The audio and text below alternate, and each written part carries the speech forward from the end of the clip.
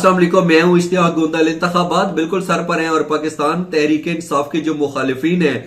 उनके ऊपर इतना प्रेशर है, इतना खौफ है पाकिस्तान तहरीक इंसाफ का कि वो खुलकर अपनी इलेक्शन मुहिम को भी नहीं चला पा रहे। और बहुत सारे इन सियासी जमातों के उम्मीदवार जब अपने अपने हलकों के अंदर जाते हैं और वोटर्स से उनका सामना होता है तो वो वोटर्स जो पहले तो माजी के अंदर सारी जो है वो पुरानी बातें बुलाकर अपने अपने डेरों के ऊपर, गलियों में, बस्तियों में उनको वेलकम करते थे, अब ये जैसे ही उन इलाकों के अंदर जाते हैं तो वोटर्स तो बड़े सख्त किस्म के सवालात करते हैं, इनके गले पड़ने पे आ जाते हैं और ये फिर इनके पास वहां से भागने के अलावा कोई ऑप्शन नहीं रहती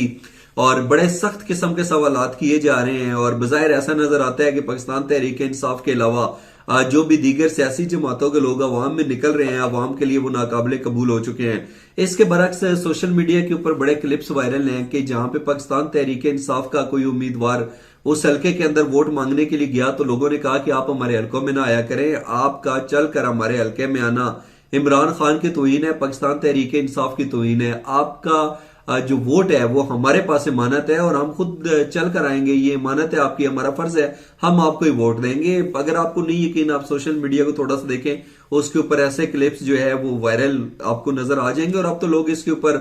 टिकटॉक बना रहे हैं। एक तरफ तो पाकिस्तान तहरीक इंसाफ की मुकबूलियत का हमें ये लेवल नजर आ रहा है और इसके बरक्स अगर हम दूसरी तरफ की बात करें तो कुछ बड़े अजीबो गरीब किस्म के बयानात भी सामने आए। जहांगीर तरीन साहब का एक बयान सामने आया जिसमें उन्होंने कहा कि हम पाकिस्तान मुस्लिम लीग नून के साथ मिलकर हुकूमत बनाएंगे। और वसीम बदामी को अलीम खान साहब ने एक इंटरव्यू दिया और वसीम बदामी साहब ने जब वो क्लिप्स चलाए, जब वो जलसे के अंदर अलीम खान साहब गला फाड़ फाड़ कर बता रहे थे कि शहबाज शरीफ भी करप्ट टोला है, जरदारी भी करप्ट टोला है, इन्होंने मुल्क को लूट कर खा गया और ये करप्शन के बेताज बादशाह हैं, तो उसके ऊपर अलीम खान साहब मुस्कुराए और उन्होंने कहा कि जब कोई जलसा जुलूस चल रहा होता है तो उसके अंदर आपके इमोशंस जो होते हैं, आपके जज्बात बड़े पीक के ऊपर होते हैं तो ये चल जाता है। फिर वसीम बदामी ने उनकी एक और स्टेटमेंट का जिक्र किया कि जुलाई के अंदर ही तो आपने कहा था कि ये पीडीएम जो है ये तो मुल्क को खा रही है और इनकी पॉलिसियों ने पाकिस्तान को बड़ा नुकसान पहुंचाया है, तबाह करके रख दिया है, तो हम तो पीडीएम के साथ जो है वो सीट एडजस्टमेंट नहीं करेंगे। और अभी आप पाकिस्तान मुस्लिम लीग नून के साथ ही सीट एडजस्टमेंट कर रहे हैं। तो उन्होंने कहा कि वो वक्त गुजरने के साथ साथ जो है वो चीजें बदलती रहती हैं। तो ये भी 6-7 महीने पुराना बयान है, इसको छोड़ें। और वैसे भी जो बयान होता है ना वो सिर्फ आज का होता है। तो इसके ऊपर उनका कहने का मकसद ये था कि जो आज मैं कह रहा हूं वो मेरा आज का बयान है, अदरवाइज पुराने बयानात को छोड़िए। लेकिन जब उनका ये इंटरव्यू जो है वो आने हुआ तो उसके बाद हम देखते हैं कि सोशल मीडिया के ऊपर लोग उनके ऊपर इतने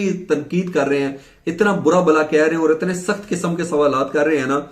कि बजाहिर ये चीजें कुछ अर्सा पहले तक नहीं थी। ऐसा लगता है कि अवाम को शऊर आ गया है और वो बड़ा खुलकर जो है ना चीजों को नजरअंदाज नहीं करते, बल्कि अब वो आपसे सवालात पूछते हैं और आपको ये जवाबात देने पड़ेंगे। और इसके साथ साथ जो है अगर हम जहांगीर तरीन के अलावा और अलीम खान साहब को छोड़ें, परवेज खटक साहब की बात करें तो वो भी मैदान में आ गए। उन्होंने कहा है कि केपीके में अगली हुकूमत मेरी होगी और कोई इसे रोक नहीं सकता। अब परवेज खटक साहब जो है, मुझे नहीं पता कि इनके पास जो है ना वो दर्जन लोग भी हैं या नहीं। अब बहरहाल उनका ये वाला जो बयान आया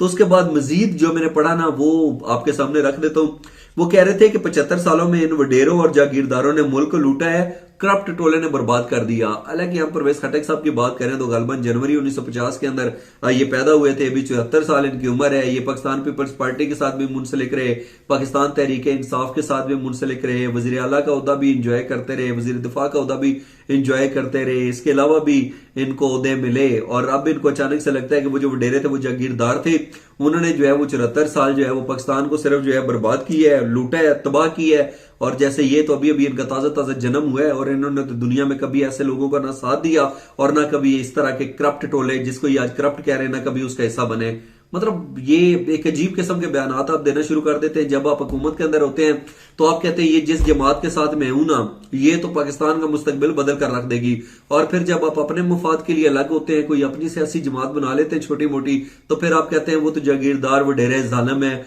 और मैं बड़ा मजलूम हूं जी, मैं आपको जो है ना वो बदलता हुआ पाकिस्तान दिखाऊंगा। लेकिन अब अवाम जो है समझदार हो चुकी है, अब वो इस तरह के बेतुके किस्म के इल्जामात को सच नहीं मानती और यही वजह है कि अब जिधर ये लोग जाते हैं इनसे सख्त किस्म के सवालात पूछे जाते हैं।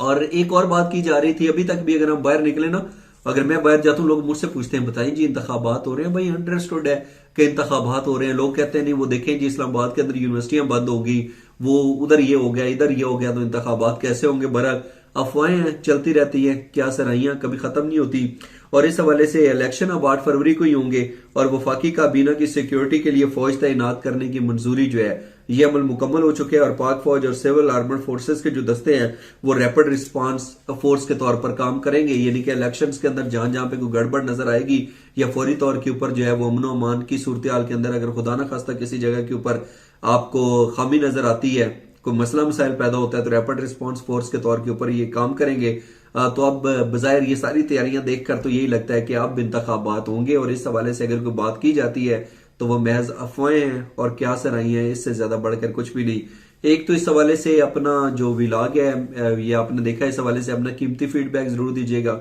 और दूसरा, आप क्या सोचते हैं कि आने वाले दिनों के अंदर जब 8 फरवरी को पाकिस्तान के अंदर आम इंतखाबात होंगे तो उसके नतीजे में अगली हुकूमत किसकी होगी? अपना ख्याल रखिए। अल्लाह हाफ़िज़।